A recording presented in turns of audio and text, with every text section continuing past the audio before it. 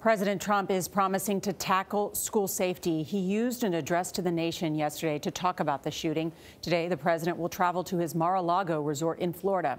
And that is located about 30 miles north of Parkland, but the White House has not given details of his plans to visit victims and families. Major Garrett is at the White House. Major, good morning.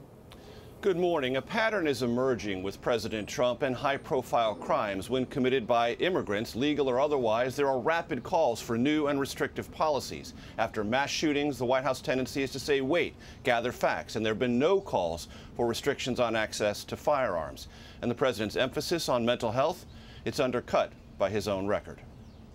Let us pray for healing and for peace. In the wake of Wednesday's high school massacre, President Trump consoled a nation in grief, calling for prayers for the fallen. No mention of the semi-automatic rifle at the heart of the carnage. For the president, mental illness was the culprit.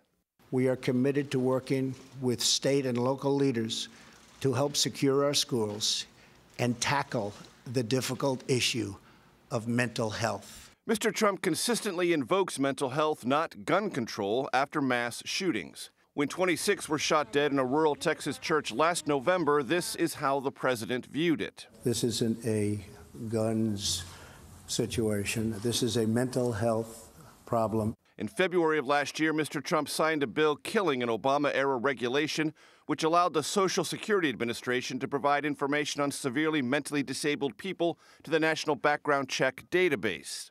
There are a number of different ways that we look to protect our citizens. Last December, on the 5th anniversary of the Sandy Hook school shooting that killed 26 people, including 20 children, White House Press Secretary Sarah Sanders was asked to describe administration efforts to prevent mass casualty shootings. I know that they're looking at some of the mental health issues. It's something the president has raised before, but in terms of a specific policy that we're moving forward with that would have prevented that, I'm not aware of what that would be yet. Along with repealing that one Obama-era regulation, the White House has also endorsed reducing long-term allocations to Medicaid. Medicaid is one of the largest providers of mental health services across the country. John? Major, thank you.